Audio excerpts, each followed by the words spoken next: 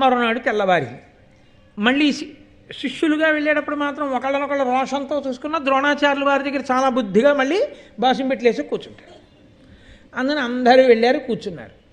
ఆయన అన్నారు, ఇక వీళ్ళకి ఎలాగో కొట్టుకునే కాలం వచ్చేసింది. ఎందుకంటే ఇంకా అన్నీ నేర్చేసుకున్నారు. ఇక నేర్చేసుకున్నవి ఇప్పుడు దీపావళి సామాన్ తెచ్చుకున్న వాళ్ళు చూడండి, పిల్లలు పెద్దవాళ్ళు ఎండబెడతారు. ఎండబెట్టి ఒరే దీపావళి అమావాస్య నాడు రాత్రి కాలుద్దామనంటే వీడు నాన్నగారండి ఒక్క మతాలు, నాన్నగారండి ఒక్క మతాలు, నాన్నగారండి ఒక్క ఫోన్లే దాని మీద కాల్ చేయకు, ఆ పెరట్లో కాల్చి అంటాడు తండ్రి. ఒక్క నేల టపాకాయ. అసలు దీపావళి అమావాస్య రోజు రాత్రి వచ్చే లోపల వీడి సగం కాల్చేస్తాడు. అలా ఇప్పటికి సగం కాల్చేశారు అస్త్ర విద్యా ప్రదర్శనల్లో. ఇంకా తర్వాత ఊరుకుంటారా? ఈ కక్షలో కార్పణ్యాలు పెరిగేవే కానీ తరిగేవి కావు.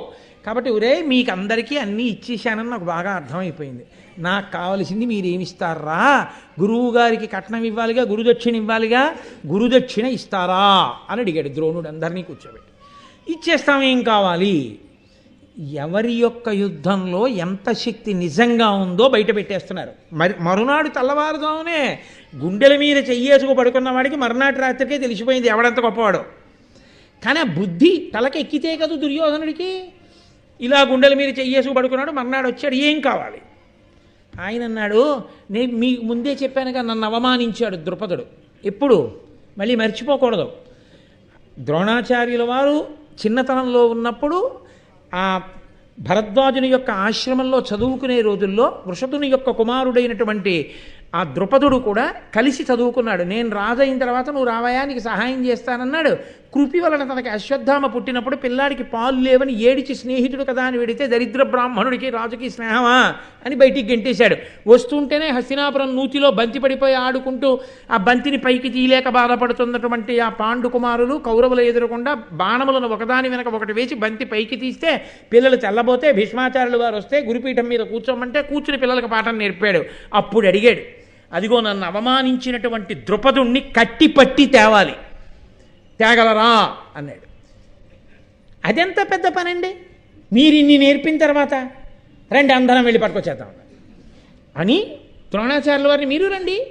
అదో విచిత్రం.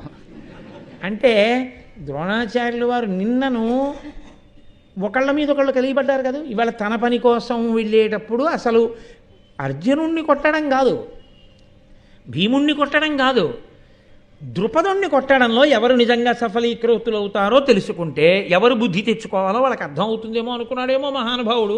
రెండు తన ప్రతిని నెరవేరాలి, పదండి. ముందు ఎవరు వెళ్ళిపోయారో తెలుసా అండి? కౌరవులు వెళ్ళిపోయారు.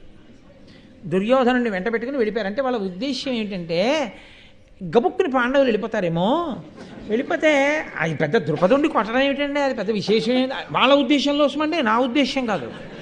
ద్రుపదుణ్ణి పెద్ద కష్టం ఏంటి, అమాంతం వెళ్ళడం, 4 లెంపకాయలు కొట్టేయడం, తాడేసి 2 చేతులు కట్టేయడం, ఈడ్చుకొచ్చి గురువుగారి ముందు ఇదిగో తీసుకొచ్చాం అని చెప్పేయడం. చెప్పేస్తే మనం గురుదక్షిణ ఇచ్చిన వాళ్ళం అవుతాం. అసలు ఒకవేళ కానీ పాండవులు ఎడితే అలా తెచ్చేస్తారని ఆయనకి తెలుసు, కానీ అలా ఒప్పుకోలేడు. వాళ్ళకన్నా ముందు మనం తెచ్చేయాలి. అందులో ముందు వెళ్ళిపోయాడు. ముందు వెళ్ళిపోయి ఆ ద్రుపదుడి మీద యుద్ధానికి వెళ్ళాడు. ద్రుపదుడు అమాయకుడా, ఆయనకి తెలుసు వీళ్ళు వస్తున్నారని. ఆయన కూడా యుద్ధానికి సిద్ధపడ్డాడు. వీళ్ళందరూ బయలుదేరి ముందు కౌరవులు ద్రుపదుడితో యుద్ధానికి వెడితే అర్జునుడు అన్నాడు ద్రోణాచార్యుల వారితోటి, ఆయన ద్రోణుడి పక్కన ఉన్నాడు, ఉండి గురువుగారిని కాపాడుకుంటూ గురువుగారి వెంట వెడుతున్నాడు. గురువుగారు ఆజ్ఞాపించిన తరువాత వెడతారు వాళ్ళు ఆయన అనుమతితో. అంతేకాని ఇలా రెచ్చిపోవడం, ఇలా వెళ్ళిపోయి మీద పడిపోవడం, ఇలాంటి పిచ్చి ఊహలు వాళ్ళకు ఉండవు. వాళ్ళ ధర్మమే వాళ్ళని కాపాడింది. ఎక్కడ ధర్మం ఉందో అక్కడ విజయం. కాబట్టి అర్జునుడు అన్నాడు, అతగులచే ద్రుపదుడనవహితుడై పట్టువడ అంత హీనుడే, శౌర్యోన్నతుడు అధిక ధనుర్విద్యాన్వితుడు భవత్సకుడనంగా వినరకో వానిన్. అయ్యా ద్రోణాచార్య, గురువుగారు, ఈ కౌరవులు అంత తొందరగా పరిగెత్తుకుంటూ వెళ్ళిపోతున్నారే ద్రుపదుణ్ణి తెచ్చేస్తామని, ఆయన ఏమన్నా అంత హీనుడా? ఇప్పుడు ఇలా వెళ్ళి ఇలా చేతులకి తాళ్ళేసి కట్టి తెచ్చేస్తే వచ్చేస్తాడా? శౌర్యోన్నతుడు అధిక ధనుర్విద్యాన్వితుడు భవత్సకుడు. ఎంత గౌరవమో చూడండి. ఎంత కాదన్నా గురువుగారు మీతో కలిసి పాఠాలు నేర్చుకున్నాడు, మీ స్నేహితుడు, మీ తండ్రి గారు భరద్వాజుడి దగ్గర నేర్చుకున్నాడు. అంత సామాన్యుడేం కాదు, గొప్ప అస్త్ర విద్యా నైపుణ్యం కలిగినటువంటి వాడు.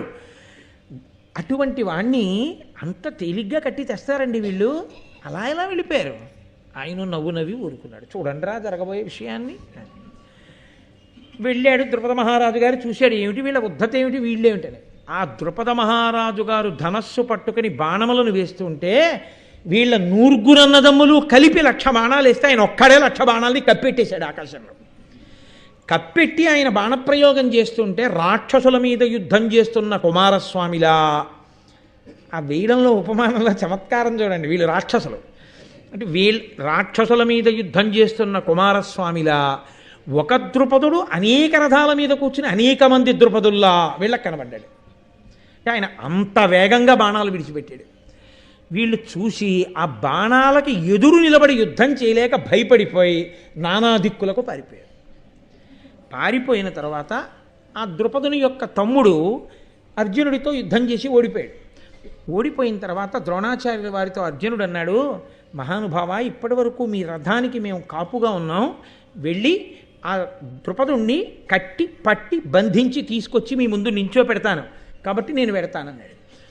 వెంటనే భీముడు తన గదాదండాన్ని చేత్తో పట్టుకుని కనపడిన ఏనుగుల యొక్క కుంభస్థలాలన్నీ బద్దలైపోయేటట్టుగా కొట్టేస్తున్నాడు.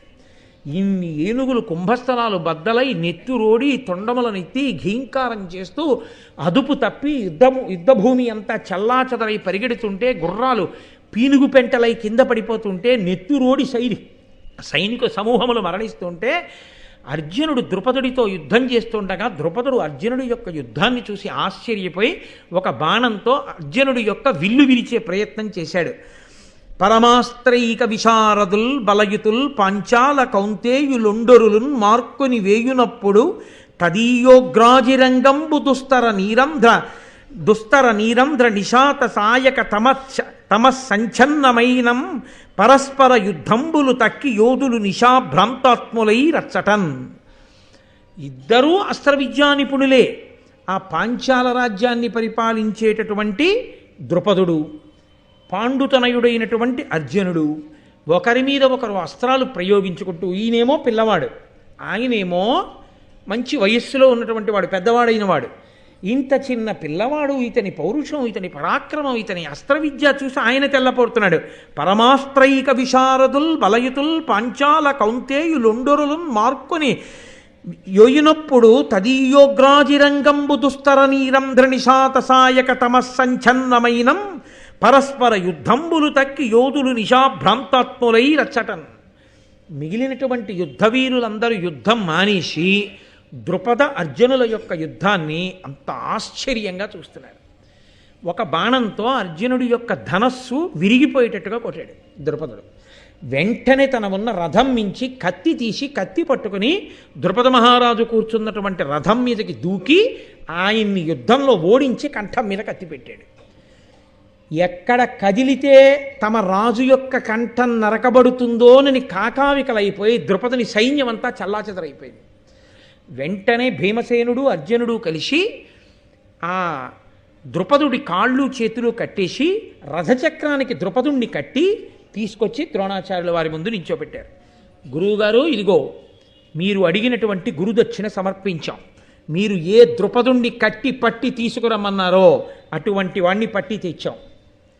కాళ్ళు చేతులు కట్టబడి ద్రోణుడి శిష్యుల చేత ఇంత అవమానాన్ని పొంది తల ఉంచుకుని, నిజంగా ఆ క్షణంలోనే అర్జునుడు ఆక్రమించినట్టు పాంచాల రాజ్యాన్ని, పాండవులకు వచ్చేసింది ఆ రాజ్యం, తల ఉంచుకొని సిగ్గుతో నిలబడిపోయినటువంటి ద్రుపదు నుండి ద్రోణాచార్యుల వారు చూశారు. చూసి ఆయన అన్నారు, వీరెవ్వరయ్యా? ద్రుపద మహారాజులే ఇట్లు కృపణులై పట్టుబడన్ వీరికి వలసనే. అహహా మహారాజ్యమదాంధకారమది వాసెనుకో. ఓహో, వీరెవ్వరు? ద్రుపద మహారాజు గారా? ఏమిటి, మీరు శత్రువులకు పట్టుబడ్డారా? అయ్యయ్యో, బాగా తీరిందా రాజ్యమదాంధకారం? ఇప్పటికైనా ఒళ్ళు పొగరు తగ్గిందా? ఎవరితో ఎలా మాట్లాడాలో అర్థమైందా అని అడిగాడు. సిగ్గుతో తల పైకెత్తలేక అలాగే తల ఉంచుకు నిలబడిపోయినటువంటి ఆ ద్రుపదుణ్ణి చూసి ద్రోణుడు అన్నాడు, ఇంకనైనా మమ్ము నిరుంగంగనగునొక్కో అనుచు ఉల్లసంబులాడి ద్రుపదు విడిచిపుచ్చే గురుడు విప్రుల అలకయు తృణ హుతాశనంబు దీర్ఘమగునే. వెంటనే ద్రోణాచార్యుల వారు పరిహాసమాడి, అర్జునుణ్ణి పిలిచి కట్లు విప్పేవయ్యా, స్నేహితుడు కదా వెళ్ళి రాజ్యం ఏలుకుంటాడని ఆ కట్లు విప్పించి ద్రుపదుణ్ణి విడిచిపెట్టేశాడు. నన్నయ్య గారు అన్నారు, గడ్డి మంట బ్రాహ్మణుడి కోపం చాలా కాలం ఉంటాయా, ఆరిపోతాయి. అందుకని అలా కట్టి తేగానే ద్రుపదుణ్ణి చూసి 4 మాటలని వదిలిపెట్టేశాడు ద్రోణాచార్యుల వారు. ఎవరు చెల్లించినట్టు గురుదక్షిణ? కర్ణుడు ఉన్నాడుగా, మరి ద్రుపదుణ్ణి ఎందుకు ఓడించలా? దుర్యోధనుడు ఉన్నాడుగా, ఎందుకు ఓడించలా ద్రుపదుణ్ణి? కర్ణసహితుడైన దుర్యోధనుడు ఎవరిని ఓడించలేకపోయారో ఆయనని భీమసేనుడు, అర్జునుడు, నకుల సహదేవులు, ధర్మరాజు గారు కలిసి ఓడించి తీసుకొచ్చి గురుదక్షిణ చెల్లించారుగా. ఇప్పటికైనా తను నమ్ముకున్న బలాలు ఎంత గొప్పవో తనకు అర్థం అవ్వాలిగా. అర్థం అవ్వకపోవడమే కలిపురుష లక్షణం. అర్థం అవ్వకపోవడమే అధర్మమునందు అనురక్తి. అర్థం అవ్వకపోవడమే మూర్ఖత్వం. లేకపోతే ఆ అగ్ని అలా ఎందుకు పెచ్చరిల్లుతుంది? కాబట్టి ఇప్పుడు పాండవుల పట్ల మిక్కిలి ప్రీతి చెందాడు ద్రోణాచార్యుల వారు. అర్జునుణ్ణి పిలిచి, ప్రధానంగా నాకు గురుదక్షిణ చెల్లించడంలో నీవే ఇంత గొప్ప పాత్ర పోషించావు కాబట్టి దీని నగస్తినాబరగు దివ్యమునీంద్రుడు తొల్లి ప్రీతితో భూనత అగ్నివేశుడను భూరి మునీంద్రునకిచ్చే వారలున్ మానుగ నాకునిచ్చిరి క్రమంబున నేనును నీకు ఇచ్చితిన్ దీనికి నీవ అర్హుడవు తేజమునన్ కడు పెద్ద కావునన్ అని దీని నగస్తినాబరగు దివ్యమునీంద్రుడు తొల్లి ప్రీతితో భూనుత అగ్నివేశుడను భూరి మునీంద్రునకిచ్చే. అగస్తి అనబడేటటువంటి ఒక ఋషి, ఒక దివ్య మునీంద్రుడు ఈ బ్రహ్మశిరోనామకాస్త్రము అనపడేటటువంటి ఒక గొప్ప అస్త్రాన్ని నిర్మించి ఆ మహాముని అగ్నివేశుడు అనబడేటటువంటి ఒక మునికి ఇచ్చాడు. ఆ అగ్నివేశుడిని నేను సేవించాను. ద్రోణాచార్యుల వారు చెప్తున్నారు, ఆ అగ్నివేశుడు నా యందు సంప్రీతి చెంది ఆ బ్రహ్మశిరోనామకాస్త్రాన్ని నాకు అప్పజెప్పాడు. ఇది నాకు తప్ప అన్యులకు తెలియదు. ఇది ఎంత గొప్ప లక్ష్యాన్నైనా కొడుతుంది. యుద్ధంలో ఇది చేతిలో ఉండగా అన్యులు ఆయన ముందు నిలబడి ఎదిరి గెలవలేరు. ఇంత గొప్ప అస్త్రాన్ని తేజోవంతుడవు, ధర్మమును నిలబెట్టగలిగినటువంటి వాడివి, గొప్ప శక్తి కలిగిన వాడివి కాబట్టి ఇటువంటి అస్త్రము నీ దగ్గర ఉండాలి. కాబట్టి అర్జున, ఇవాళ ప్రీతితో ఈ బ్రహ్మశిరోనామకాస్త్రాన్ని కూడా నీకు దత్తం చేస్తున్నానని సమంత్రకంగా ప్రయోగ ఉపసంహారాలతో అర్జునుడికి బ్రహ్మశిరోనామకాస్త్రాన్ని ఇచ్చాడు. నిన్న రాత్రి గుండెల మీద చెయ్యి వేసుకుని ఎవడు నిద్రపోయాడో, ఎవణ్ణి చూసుకుని నిద్రపోయాడో వాడు ద్రుపదుడితో యుద్ధంలోనే అర్జునుడితో సమానుడు కాడని తేలిపోయింది.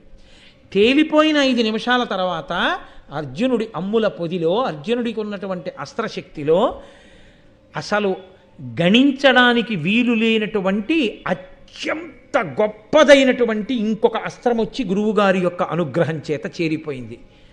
జీవితంలో అభ్యున్నతికి హేతువు గురువుల యొక్క అనుగ్రహాన్ని పొందడమా, అడ్డదిడ్డమైన వాదనలతో గురువుల్ని తిరస్కరించి, ధర్మాన్ని తిరస్కరించి మాట్లాడడమా? ఏది పట్టుకున్నవాడు పతనం అవుతున్నాడు, ఏది పట్టుకున్నవాడు వృద్ధిలోకి వస్తున్నాడు. మరునాటి సూర్యాస్తమయం లోపల ఈశ్వరుడు తీర్పు చెప్పి అర్జునుణ్ణి పెంచాడు. కర్ణుడి చేతకానితనాన్ని, దుర్యోధనుడు వాపుని చూసి బలమనుకున్న రీతిని ద్రుపదుడితో యుద్ధంలో నిరూపణం చేయించాడు.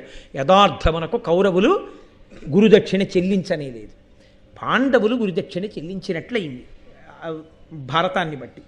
అయినా సిగ్గుపడనివాడు దుర్యోధనుడు పరమసిగ్గుతో ఇది గురువుగారిచ్చిన ప్రసాదం, గురువుగారిచ్చిన బలంతో గురువుగారికి కోరిక తీర్చాం తప్ప కొత్తగా మనం ఏమైనా పొందామా? గురువుగారు ఏదీ నేర్పి ఉండకపోతే ద్రుపదుడి ముందు మనం నిలబడగలమా? ఆయన అస్త్రబలానికి ఆయన అస్త్రాల్ని ఉపసంహారం చేసి ఆయన మీద యుద్ధం చేశామంటే మహానుభావుడు ఆయన ఇచ్చిన బలం. ఆయన ఇచ్చిన బలంతో ఆయన కోరిక తీరిస్తే మన మీద ఆయన ప్రీతి చెందాడు. అలా బజారుకి తల్లితో కలిసి వెళ్ళినటువంటి కుమారుడు మిగల ముగ్గినటువంటి అరటిపళ్ళ గెలవంక చూసి అమ్మ నాకు అరటిపండు కావాలని అడిగినప్పుడు తల్లి కొనిపెట్టినటువంటి అరటిపండు పట్టుకుని రిక్షాలో ఇంటికి వచ్చేసిన తర్వాత తినే ముందు అరటిపండు ముక్క అమ్మకి పెట్టి తాను తిన్నంత మాత్రం చేత ప్రీతి చెందిన అమ్మ ముందు నాకు ఆ అరటిపండు ముక్క పెట్టి కొడుకు తిన్నాడని పొంగి పొంగి పొంగి పొంగి ఇంటికి వచ్చినటువంటి భర్తకి చెప్పుకుని మురిచిపోయినట్టు తన శక్తినంతటినీ శిష్యులకిచ్చి ఆ శక్తి వలన శిష్యులు గురువుగారి మాట తీరిస్తే ఇదంతా మీరే చేశారని మురిసిపోయినటువంటి గురువుగారు తల్లిదండ్రుల కన్నా ఎందుకు అధికుడు కాడు అని పాండవులు మురిసిపోయారు. ఇది వాళ్ళ ధార్మికత. ఈ ధార్మికతకి మురిసిపోయాడు. ఇది మీ అర్హత. కాబట్టి ఇప్పుడు లోకంలో ఎవరికి లేనిది మీకు ఇచ్చేస్తున్నానన్నాడు. ఆ అర్జునుడికి బ్రహ్మశిరోనామకాస్త్రాన్ని కూడా దత్తం చేశాడు. ఒక్క కుమారాస్త్ర విద్యా ప్రదర్శనం దగ్గర తెరపైకి లేచినటువంటి ఘట్టం ధార్మికతని ఎంత పరిపుష్టం చేసిందో దగ్గర తేలుస్తూ దీని యొక్క చిట్ట చివరి స్థితి ఇక్కడ ప్రారంభమైన విత్తనాలు మొక్కలై చెట్లై పళ్ళు పండి ఫలితాన్ని ధర్మానికి ధర్మాన్ని అధర్మానికి అధర్మాన్ని పంచిపెట్టే రోజు కురుక్షేత్రంలో. కాబట్టి అంత గొప్పదైనటువంటి ఘట్టాన్ని ఇన్ని ధర్మ సూక్ష్మములతో మహానుభావుడు ఋషితుల్యుడు నన్నయ్య గారు మనకు అనుగ్రహించారు.